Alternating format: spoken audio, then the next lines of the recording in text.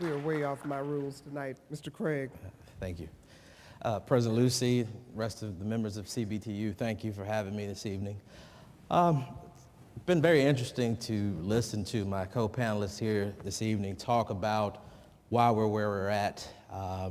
It's not an easy topic to talk about. As my sister mentioned, especially when you're dealing with family members and loved ones, neighbors who are losing things left and right, jobs, the job loss, we all know, is just an incredible situation that we're all facing, we're all going through. But I want to take a different route. Don't want to dwell on too much about where we are or where we've been, but to talk about solutions, making sure we're on the right path to recovery. As we've talked a lot about President Obama and some of the policies that he's enacted and working towards to make sure we get out of this mess that we're in together. One of the things that I'm proud to be a part of with the Alliance for American Manufacturing is, this is an organization that is dedicated to finding solutions to the problems. And one of the biggest problems that we face is simply the erosion of the American middle class. We all hear that term a lot, but what does that mean? That means that our manufacturing base has gone down the tank. It's gone down the tank because of a lot of factors, but let's talk about the factors that we can control. And those mainly is the factor of our trade policies. We're not on a level playing field when we talk about trade, manufacturing, and jobs in this country. One of the biggest factors, adverse effects of this is our role, our relationship with China. It's impossible. We can find solutions, talk about solutions all day long, but until we level the playing field that we're playing on, as someone mentioned earlier, if you don't know the rules of the game, then it's hard to play the game. But I want to add something to that. If the rules aren't fair in the game, it doesn't matter how hard you play, you can't come out with the same outcome.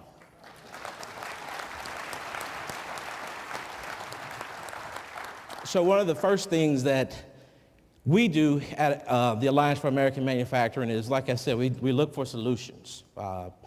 It's too late to harp on what has happened, as I mentioned.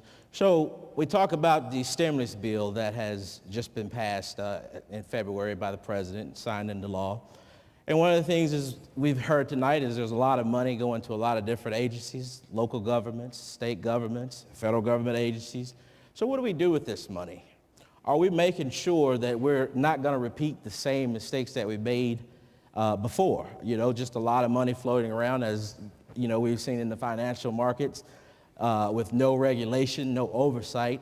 One of the things that the American Alliance for American Manufacturing decided to do was to make sure that we have some enforcement and some oversight in this money that is going to these agencies as a part of the stimulus bill.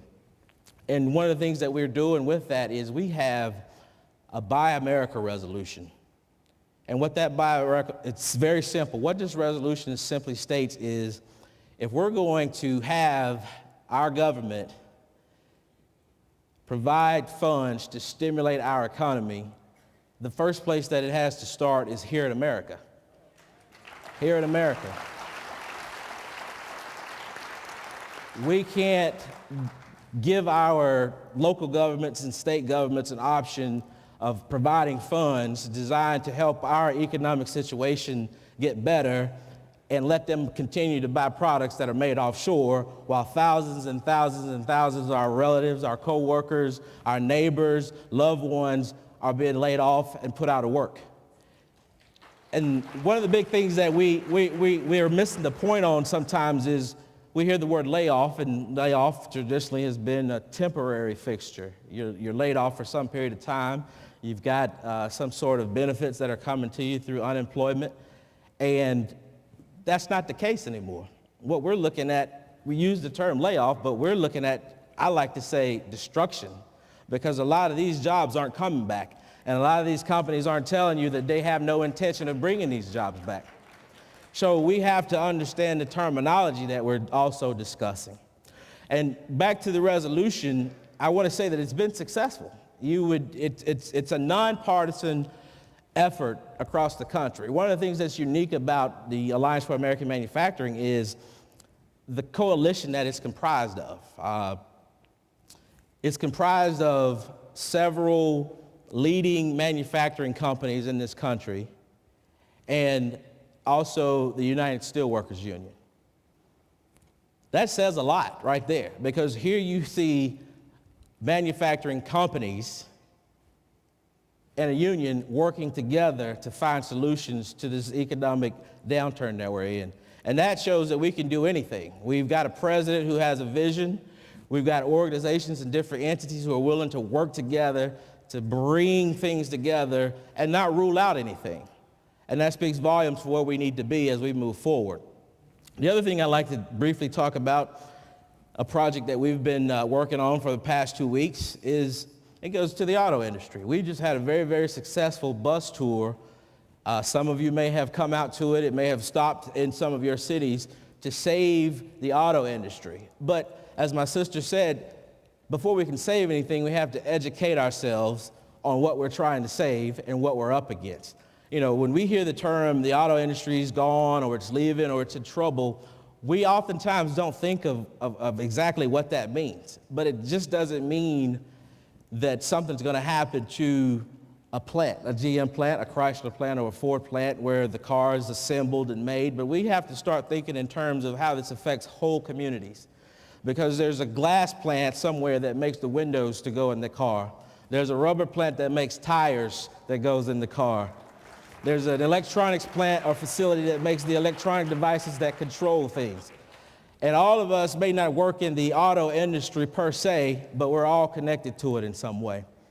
And these are the things that we need to start thinking about and start addressing. And the people in Washington, D.C., the people in your state legislators, your local governments need to hear this. And we are the voices collectively that have to deliver this message. If we don't, then yeah, we're going up and down the tubes, I should say, because, you know, it's a tough situation that we're all in, and we just need to work together. And I think we're on the right path. We've got a lot of things going to bring that, namely an administration, as Secretary Treasurer Chomka mentioned, that will listen and is willing to provide solutions. So I thank you for your time. It's been great.